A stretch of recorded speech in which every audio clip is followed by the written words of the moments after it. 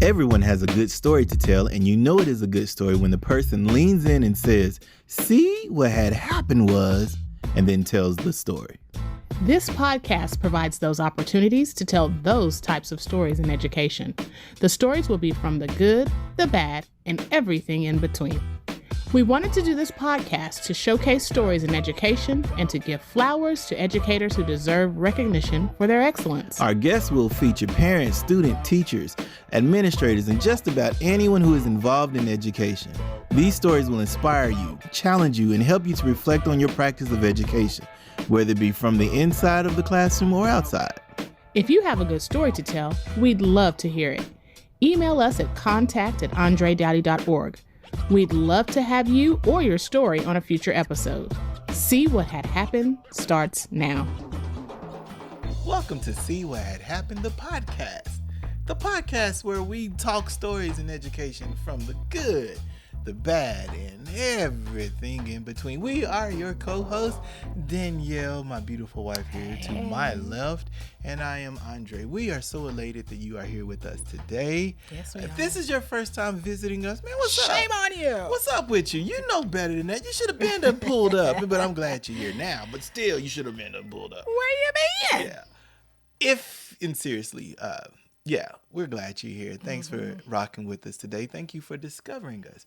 And thank you for perhaps the rest of us who have been rocking with us from day one.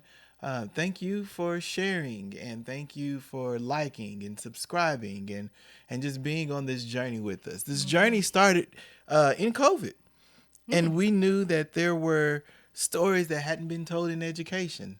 And we also knew that our teachers, our educators, our parents, our communities needed stories to uplift, needed stories to laugh, needed stories to get through some of those rough days of COVID. And that's where we launched See What Had Happened.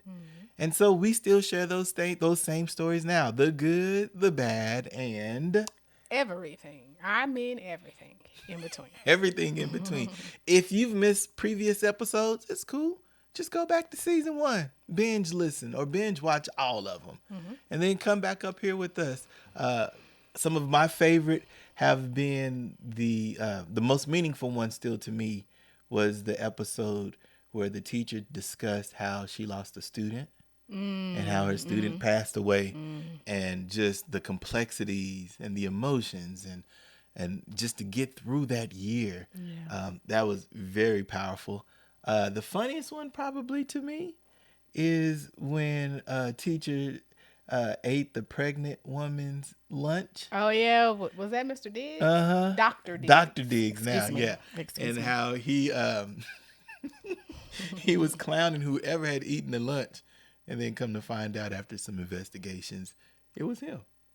So if you have a story that you'd like to share, you can email us, you can contact us at contact@andredoughty.org and share your story. We'll lift it up in a future episode as well.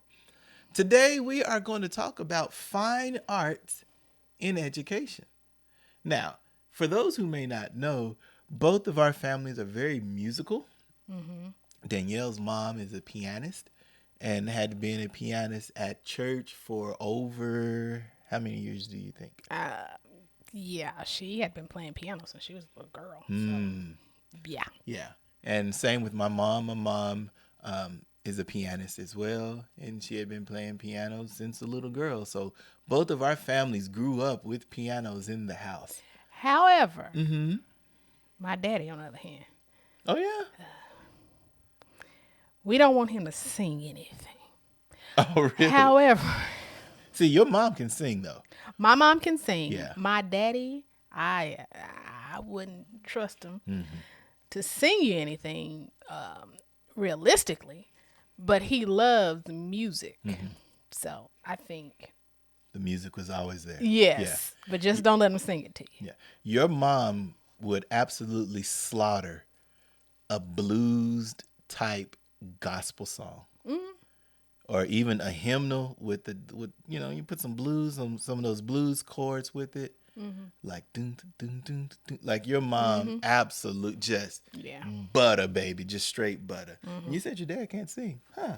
I never knew that. Can't even carry it. Really? He can't in a hold it. bucket. He can't hold the note. He can hold it in his mind. Huh. Okay. My mom was more classically trained, Yeah. so Yeah.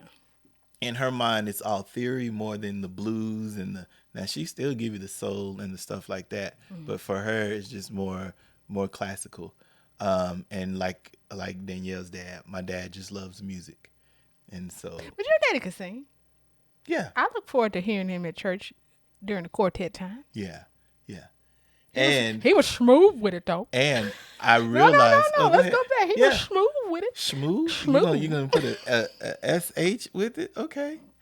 He was. Man, when he got that solo, remember that one solo? Oh, that's too much. Go ahead. We are winners. Yeah. Yeah. That's what I was gonna say. Oh. My dad, I realized much later, and it's almost an epiphanal type of a moment. My dad knew how to set up a song. Yeah, he did. So the music start playing, and I would be on the drums, and my mom would be on the keyboard, and Danielle's mom would be on another keyboard. And, like we're setting it up. And he was like, before we start, let me tell you about this story. And then he would set up and give an anecdote or a story of it. And by him giving the story, people are starting to lean in. Yeah. Others are already standing up. People are already clapping because he set it up. So all he had to do is hit the first note, and we're in that thing. That was the first one, but I thought about another song he used to sing. I said, you better sing. Okay. Have you taken Oh, yeah, that's a good one. the time? Mm-hmm. Yes. The He's Been Good song. Yeah. I can't pay for that. Yeah. He's Been Good. That once again, that's classic classic quartet gospel. Yes. Even though it was done by a choir, it had that blues. Doom, doom, doom, doom, doom, doom, the blues. I mean, when you talk gospel music, you're literally talking the rhythm and the blues of those 30s, 40s, 50s, 60s. Both of our families are very musical. And so the first time I had a chance to meet Danielle was in band inside of as far as school setting.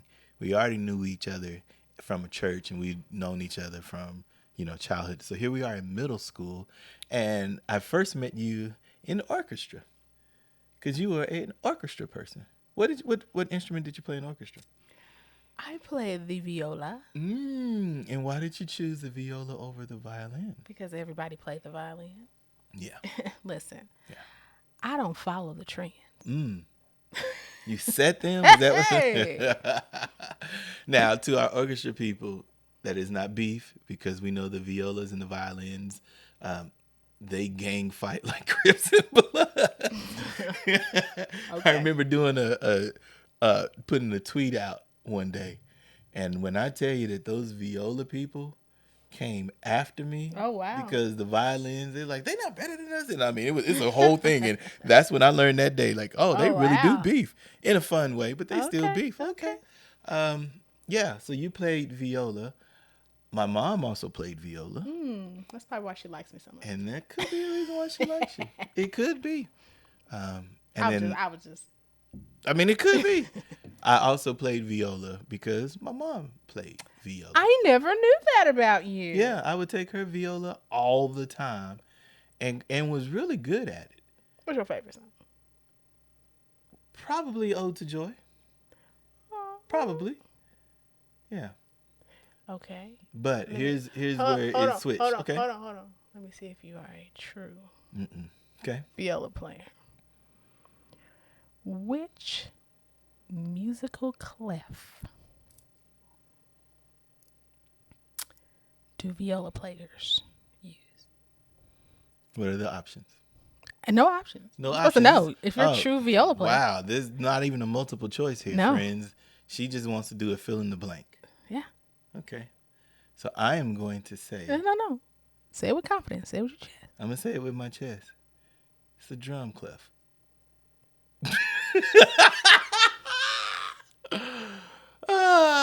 Here's what happened, friends. In middle school, at a very So you just gonna gloss over that? I am, because it's bass clef. Really? How you just gonna gloss on over that? Is it bass clef? Nope. What is it? Basically. See, friends, here's what happened. When you are in middle school, at a black school, at that time in those late 80s, those early 90s, things still weren't how they are now. People were profiled based on things that they did. So like if you had an earring in the right ear back then, they assumed that you swayed one way with your gender lifestyle, or like it was a lot of bullying. And so in the 5th grade, that same 5th grade center that we discussed and shared in a previous episode, they taught you how to do strings. And I already knew how to do the string because, once again, my mom is a violist. And so they were like, you should be in the orchestra at middle school. And I had to choose. Do I want to be bullied because I'm a violist at a middle school? Or do I be in the band, which is much cooler, and then you can get a cooler, more masculine instrument and rock it that way? And so that's why I didn't do orchestra. I could have done orchestra. Should have done orchestra. Somewhat regret that I didn't stick with orchestra as well. Because, I think I am somewhat of a talented musician. Oh, you are most definitely a talented musician. Yeah. So this is how we met. She was in the orchestra class. I was in the band class. Our lockers were right next to each other because the classes were near each other as well. So what made you, what do you remember most about being in the orchestra? I remember learning how to play the viola. Shout out to Mr. Irons. Mr. Irons was very... Okay, he knew what he was talking about. Yes. He knew what he was doing. But he had a way of pulling it out of you. Yeah. Now, he could get on you. But I think absolutely. I think that, now that I look back, I think Mr. Irons was partial to the orchestra students because he didn't fuss at us. Well, okay, he fussed at the basses. But I could go with that. He didn't fuss at, violin, viola, cello. I could go with that. He, it's just, like I said, he had a way of pulling it out of you without fussing.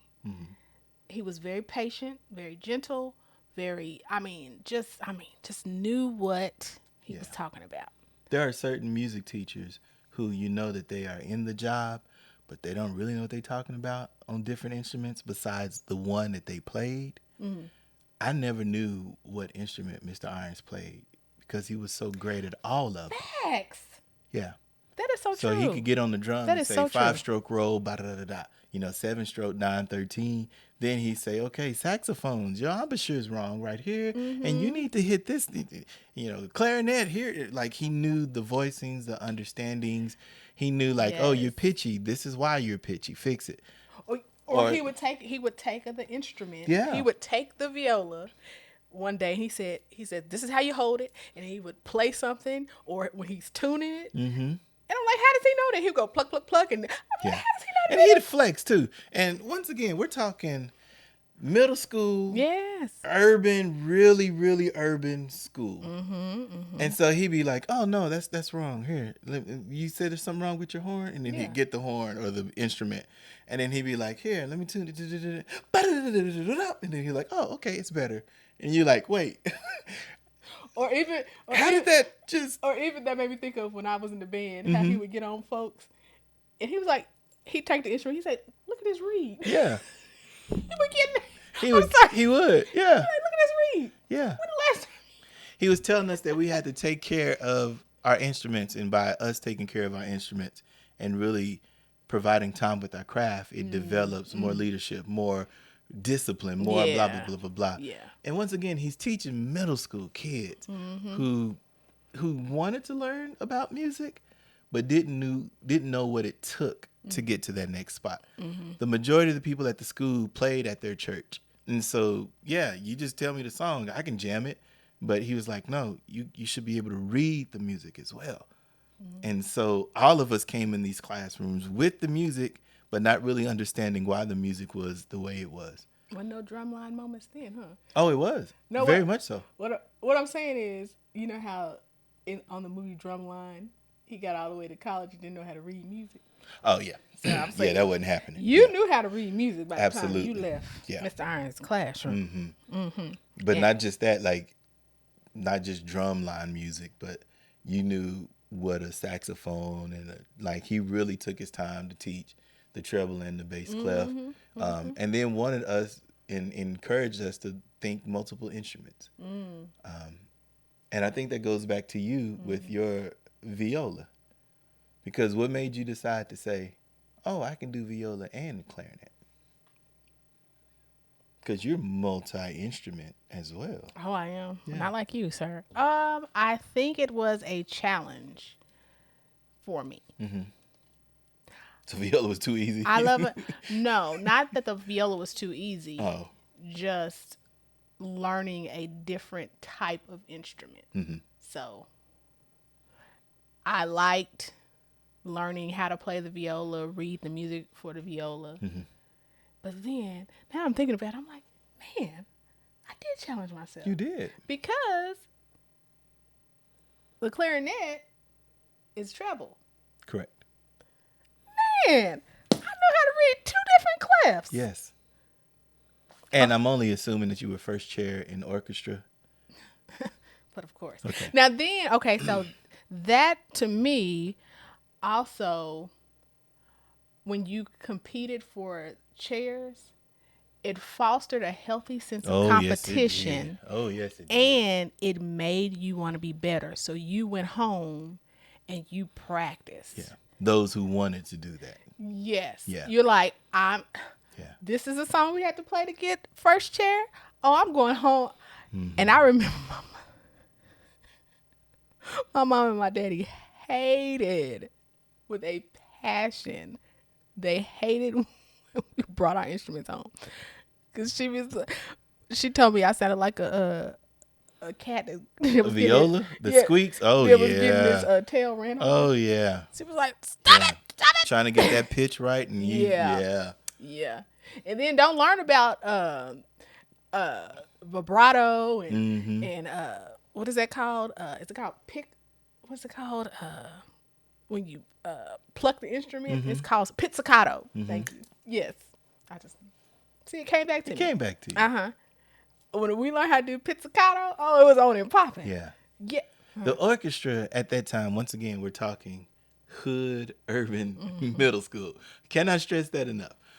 Everybody played basketball. Everybody played football. Everybody was good in sports. People were naturally talented in fine arts, but there were no opportunities to showcase it. Some of your best actors, actresses were in these fine arts, but you never knew it because there was no class for it. In orchestra, I felt that the orchestra, they were uppity. They were bougie because all of their music was Beethoven, Chopin, Bach. Okay. And so people stayed away from that because nobody want to listen to classical music. All we ever doing is playing classical music. Haters. But then you were in band and it was New Edition, Bobby Brown, Ice-T, Ice Cube. So which one do you think the hood school folk are going to gravitate more towards? But I appreciate that the stretching of it, because at the awards assemblies or concerts, you had to sit and listen to both. So here we are, band people listening to the orchestra, and they jamming. I remember one time at a Christmas concert. I'll never forget this. Where Mr. Irons merged the orchestra and the band together. Yeah. I thought that was so cool. Yeah. I remember him taking us. So I was in band. Danielle was in orchestra. Band season, there was a marching season for fall. So I was on the drums as a snare drummer. And then during spring concert season, I moved to saxophone. And I remember him taking us to the Philharmonic. And he was like, if you really want to diversify, listen. He said, we're just not going here for a free field trip where most of the homies are like, we can get out of school, we're there. But to actually see the orchestra was more than just stringed instruments. I think that was the first time a lot of us and the homies actually saw like, wait, there's trumpets, saxophones, flutes, drums. Wait a minute. It's not just the strings over here and the bands over here. They're all this one super huge thing. And then I remember him showing us the sheet music from his score, and how every line had everything of every instrument. And it was this huge, massive, and I was like, that is a superhero. Because there's no way in the world you're able to read all of that at the same time. But he was. And he was modeling it for us, which I think was dope. So you made the transition to clarinet. And at our middle school, you had to be in beginning band first in order to get to the advanced band where the marching was and the new edition Bobby Brown songs happened there. They didn't happen in beginning band. What was your approach to saying you're going to get to advanced band? My approach was I want to win. In that, because in order to get to advanced band, you had to play like, I think 3 or 4 songs out of this book. So I remember Mr. Irons giving me this book, and he was like, he said, in order for you to get to advanced band, you got to play blah, blah, blah. And I was like, okay. I said, I can do it. He's like, when you're ready, just let me know. Okay. So every night I was in there practicing. My sister also played clarinet in the band. So she helped me. Just every night, practice. So, and that book consisted of like all of your different scales. You know, it's just like your classic beginner book. This is how you hold your notes. This is to get to C. Here's your B flat concert scale. Here's your E flat. You know, just the basics. But in order to get to the advanced band, there was music in the back of the book that was challenging. Yes. Very challenging. Yes. Yeah. And the premise of that book is if you start from page 1 all the way to page 200, by the time you get to 200, you know your stuff and you're able to advance. And so, yeah. And it reminded me of, you know, those movies where, like, say it's sports and the guy is trying to make or the girl, but usually it's the guy. The guy's trying to make the team, and so you see they have the scene where they have the camera on him. They show him working hard in the gym. Montage. Yeah, blah, blah, blah. So that's how I envisioned myself trying to get to advanced. The Rocky band. boom, boom, boom, Yes. boom, boom, boom, boom. Yes, I would come in. I would go into class during lunchtime. After I ate lunch, I was in there practicing. After school, I was practicing. I mean, I was just practicing. So I remember when I was ready, I told Mr. Irons, I said, I think I'm ready. He said, do you think you're ready? Do you know you're ready? I said, I'm ready, Mr. Irons. And so he set up a time for me to play for him. And I remember, oh man, I played and I'm looking at him and he gave no he's strong poker face. Yeah, strong no kind of facial expression. And so I saw him writing and blah, blah, blah.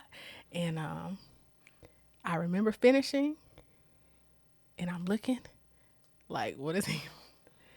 And he said, Danielle, that was amazing. And he gave like his feedback. He had a feedback sheet. And I mean, it was like, I played it to perfection. But no, I did a really good job. And then I remember him changing my schedule where I could go to the advanced band classes, right? And I will never forget, I tell this story all the time. I even told him this at his retirement party. I remember, like, you know, in band, you also competed for first chair. Right. And so, I mean, I started out, I think I was like 8th, maybe. Oh, that's still pretty good. And I just, okay. I remember every week he would tell us, and I just kept on moving up, and I finally got to first chair, right? And I remember him saying this in front of the whole class, and I was like, oh my gosh. He was fussing about something, and he said, look at this. You got this clarinet player here. She was in beginning band, and she had worked her way up, all the way up. Look at her. She's now at first chair. Danielle, stand up. And I was like, oh. They like me. Right. They really like me. Right. And I mean, it was just such a feeling of pride and knowing he was proud of me and he noticed my efforts. Yeah. Oh my gosh. Like confidence booster. Yeah. Big time. Now, I don't know how other people's orchestra or bands were or are now, but back then we really didn't have time. It was only like 45, 50-minute class. So we really didn't have a whole lot of time to learn the scales, to learn the music. It was go, go, go, go, go. And every 2 weeks, it was the test. So it was him formatively assessing. Like now as a teacher, I see it. Him formatively. How do you formatively assess 200 kids in one class? Right. Impossible. But this school needed 200 people in his class as a filler because some of the other classes like music had 70 or, PE, man, there was a whole bunch of us in PE as well. So like this was a seat filler class of electives, but the majority of people wanted to be there. So how do you assess 200 people? Every 2 weeks, he would do a formatively assessment, and that was also the way to be first chair, second chair, whatever. And so the clarinets were 18, 19 deep. Yeah. Everybody played clarinet. Yeah. The trumpets were 12, 13 deep. The saxophones, we was about 12 or 13 of us too. And I remember him setting it up like, okay, we're going to test one by one. And he would do it. He would start with the third row clarinets, then the second row clarinets, then the first row clarinet. And you had to sit there and listen. And it was almost you were doing a self-assessment or a peer assessment because you could hear. You could hear it. Yeah. And then he, like Danielle said, very stern but fair. He said, don't you dare laugh because he's like, I'm going to get you. And then he's like, and then if you laughing at them, just wait till it's your turn because you're going to be on that same stage. Right. So instead of laughing while that person is playing whatever the piece is, this gives you a chance to go over in your mind those same things. Listen to if your horn is flat or sharp or like all of these nuances. So you ended up learning how to get that ear. Yeah, he was very stern, but honest and fair. Yep. And then look at you in first chair. In two classes. So what made you? That was almost like a in comparison to a double major. Yeah, literally, because you're seeing both sides of it. You got to see the pop and the R&B because 90s R&B was everything, and now there was right there with the New Jack Swing era because that's Bobby Brown Don't Be Cruel years. Yeah. Because we played that in band. I remember that. And then at the same time, you're in another class with Bach and Beethoven playing the Sixth Symphony. But then you played a little bit of, if you think about it, you played a little bit of classical music in band. Yeah. Yeah, we did for concert season. But by concert season, nobody really wanted to play that once again. Because I did. It's New Edition or nothing. But that was more for marching season, correct? Yeah, marching season is everything at your HBCUs. Can I be honest? Yes.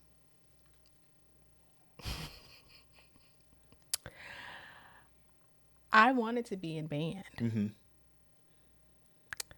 I hated. Okay, I loved marching. Yes. When I got to high school, I hated, with all caps, hated field shows. Hated them. Tell our audience the difference and why. I hate it so bad I don't know. I'm just playing. Because in field shows, you actually, including memorizing your music, you also had to memorize where you are on the field. Correct. I'm like, listen. This is too much. I don't want to do. Yeah. Wait a minute. No. Okay. You have to memorize the music. Yes. Know where your position is on the field. Yes. As well as march. Knowing the different, what do you even call them? When they say a bow face. What is that called? I don't even know what that's called.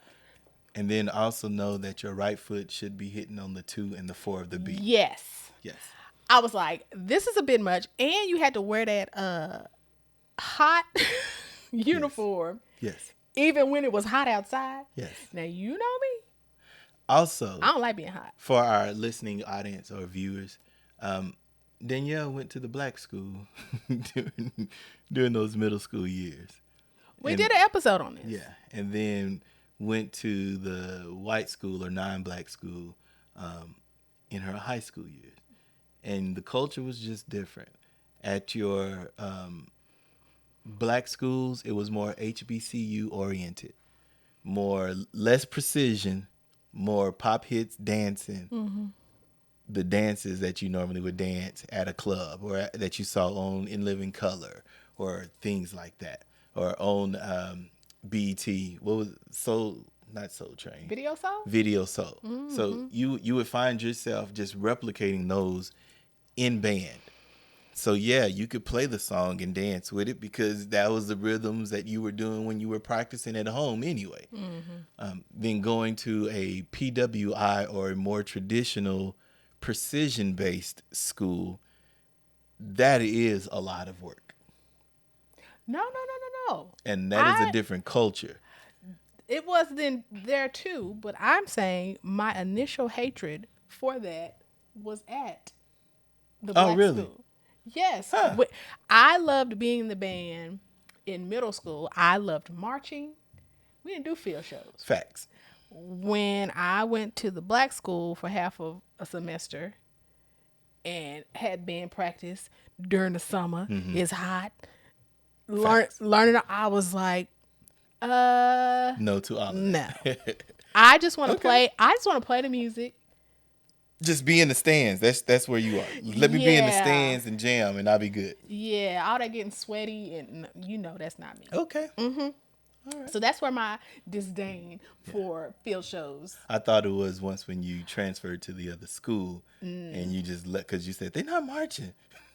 When I transferred to the other school, and I was in band, I stayed in band because I was in band at the black school. Right. So then when I got there, that was spring.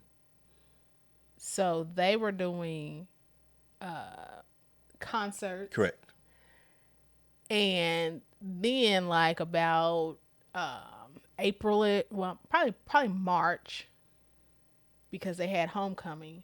That's when we started going on the field and walking.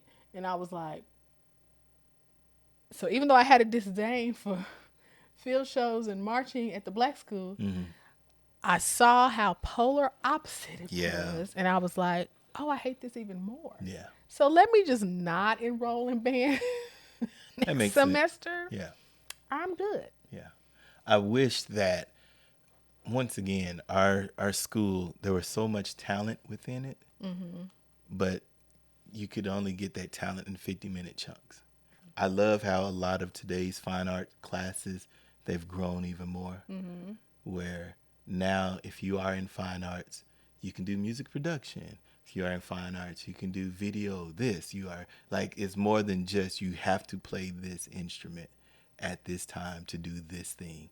It's opened up so many extra doors where if you are a person who wants to act, we now have all these different things that you can do to act. Perhaps you're a person who loves show tunes. You don't have to just sing choral-based songs. You can now sing. You can be in a show tunes type of a class. Like, I love how they've opened up doors for so many of these fine arts. I wish that our high school would have been able to do that back in the day, because that was the natural progression. Where Mr. Irons in the middle school, he didn't just teach us basics, but he explained to us what discipline looks like and how you can go to the next level, to the point where I remember being a 9th grader and I'm out reading them musically. And I'm like, but you a 12th grader. You should be on another stratosphere. They didn't have some of the same discipline that Mr. Irons had taught. And I'm sure that story is worldwide, nationwide at different other schools where you have that one really good teacher who not just inspires but teaches, and you use some of that same discipline throughout. And then there are others who weren't there and didn't have that same discipline, and they kind of missed out. Mm-hmm. What was your favorite? Do you have a favorite moment from your orchestra years? Because it sounds like your favorite moment from band was being acknowledged as the first chair person who worked hard. I mean, I wouldn't say that's my favorite moment, but it was a memorable moment. From orchestra,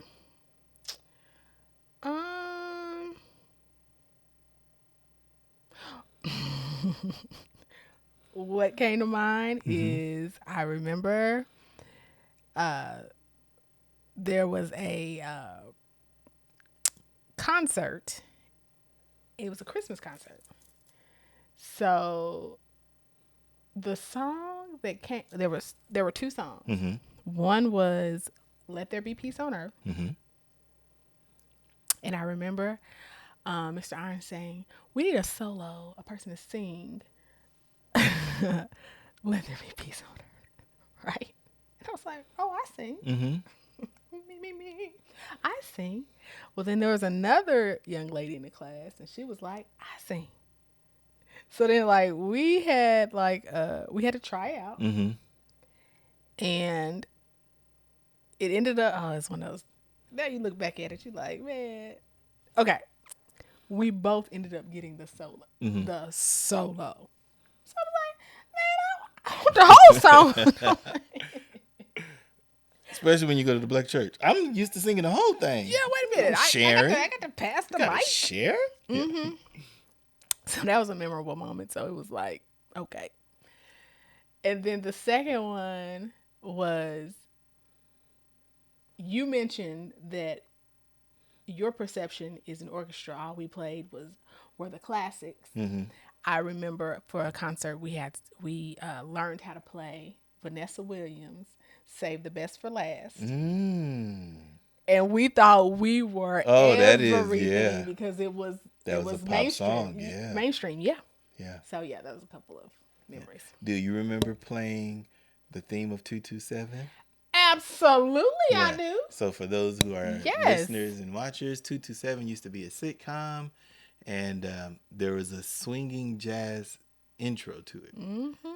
And I remember us getting that sheet music during the spring. Because once again, springtime, it was just concert, so nobody wanted to practice. And so his way to fix that was he's going to add some pop, mm-hmm. but still make it like it wasn't just your new edition at spring. Mm-hmm. So here we are in Sunday best and, really professional dress. And we are playing the theme of 227, No Place Like Home. Mm-hmm. And one of the parts was a solo. Mm. And it was out of myself and another person named Vernell Bradley. I wonder who got that part. And so Vernell Bradley, very, very strong musician. Rest in peace. Rest in peace, Vernell. When I tell you the boy could play a saxophone, that boy could play a saxophone. Mm-hmm. I mean, just phenomenal. Mm-hmm. I wasn't too bad myself. Mm-hmm. And so here we go. It's out of us two. No one else wants to challenge for it. And I'm like, man, I can do this with him. And so I remember us practicing one day. And so I don't know how Mr. Irons did it, but there was a track. And so we could hear the track. And then there's your eight bars to go off, AWF. And we're just kind of going back and forth. And so he says, ba-da-ba-ba-da-ba. And so I'm like, oh, that ain't nothing. So I did the exact same thing. Ba-da-ba-ba-da-da. Right? Mm-hmm. And so we're like Karen Clark Shearding this thing now. My. And so he does it again. Ba-ba-ba-da-ba-da-ba. Then I do it. Ba-ba-ba-da-ba-da-ba. And we're like, okay. Yeah. And then like on the fourth on the fourth one, he was like, I mean, just absolutely slaughters me. And so in my mind, all I got to do is take a deep breath, blow hard, go through just move my fingers. As long as I land on whatever that last note is, it's going to sound amazing. Mm-hmm. So he does it again. I mean, he just absolutely killing me. So it's my turn. And I just blow strong and just move my fingers. And I run out of breath. And yeah, I lost. I knew I lost that. But we had some respect for each other. Like, he was really a really, really good musician. And he got to have the No Place Like Home solo. And he absolutely murdered that thing. Yeah. I mean, he absolutely just wrecked that thing as if he was John Coltrane. Just did great. Loved it. Those good memories. Yes. That made me think of, I remember when we got the sheet music to End of the Road. Mm. Oh, man. Then let me tell you, I don't know why I was shocked, but I was then.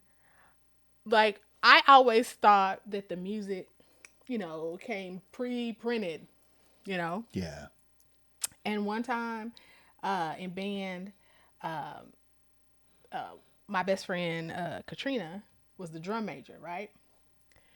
And so she said there was a song out by Bobby Brown called Humping Around, right? So she was like, we got to learn this song and do it, and do it when we march or whatever, right?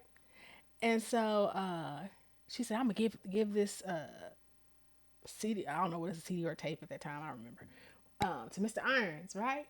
And so he had this little office, whatever, and I remember him putting it on, he was listening to it, blah, blah, blah. And then he gets out his pen or a pencil or something, he starts. I said, this man writes music? Yeah. I thought that, you just go to the store, you purchase it, and, you bring it and pass it out. I was absolutely floored. Yeah. And maybe at your school, you could afford that. That was a part of the budget. Because there are some schools that say, hey, you want this sheet music? Here's how much it costs. You got it. And then that would come. I know 2 places locally that sold it.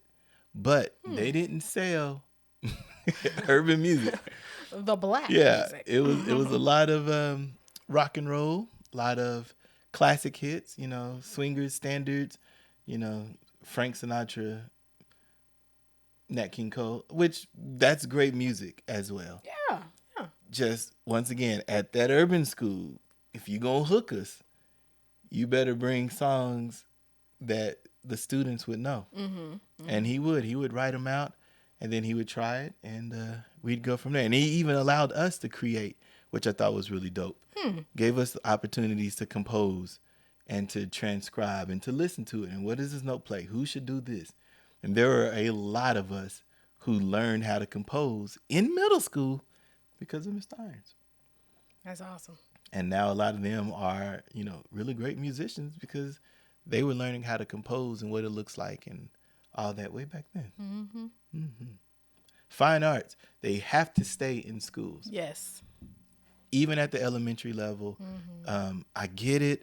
We need seat fillers because we don't have enough teachers. And so let's just put 500 people in one classroom and just call it a music appreciation, whatever. I do get that.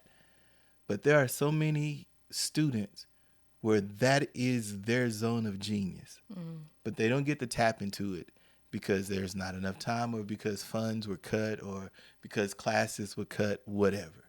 And think about how music transfers to other domains. Like, for example, I think of how music helped me in math, fractions, like learning quarter notes, whole notes, eighth notes, like how that, it all goes together and it just helps in other subject areas. Yeah, you got to keep the arts in school. And imagine, I remember having one of my math teachers explain that to some students. And the students caught on that fast because the teacher knew, y'all in band. Look at this fraction as this. And this is the same 1/16 note as a 16th. Go with that way. And then you can see the light bulb turn on for so many of them. Yes. And then music is universal. Yes, it is. On those bad days, those sad days, those turn up days, those great days, you celebrate with music. So teachers, educators, parents, continue using music. Continue to encourage your students to be musical. That doesn't necessarily have to be their major, but just music really does help. You may have a Danielle who started out in orchestra as a first chair and becomes a clarinetist. in the first chair. Some of the best educators in the world are people you've never heard of. They may not be on TV or get the National Teacher of the Year awards, but we want to give those teachers their flowers today. We know the sacrifice and the heavy lifting these educators go through daily. With that said, we present Sprout Outs. Well, there's no guessing who we're going to sprout out today. Who are we sprouting out? Let me think. Rhymes with... Does anything rhyme with... You are a fool! Man, sprout out to you, Mr. Irons. Mr. Reginald Irons, man. You have inspired so many people. No, we're going to keep going. You have inspired so many people, and we truly appreciate you. Yes, we do. And we just, man, a personal note, he came to our wedding. Yes. What type of teacher does that? We still have the gift. And we still have the gift. Yes. And he still encourages us, and still checks in on us. Those are the type of teachers that some of our education systems are missing. Where you're just not just a teacher, but you do more and beyond. You're just inspiring more. I mean, I think that was one of the coolest things ever, to look out in the audience while Danielle is walking down the aisle and you see Mr. Irons and his wife. Yeah. And then afterwards, he remembers our name. He was like, of course I'm coming. Yeah. I remember, so dope, man. So sprout out to you, Mr. Irons. Thank you so much. When one wins, we all win. And here at See What Had Happened, we want you to help us to continue to win. So please, please, please like, share, subscribe to all of the social media platforms. All right, we've come to another ending of See What Had Happened, but don't forget to join us on the next episode of See What Had Happened. Bye. This podcast is a proud member of the Teach Better Podcast Network. Better today, better tomorrow, and the podcast to get you there. You can find out more at teachbetter.com/podcast.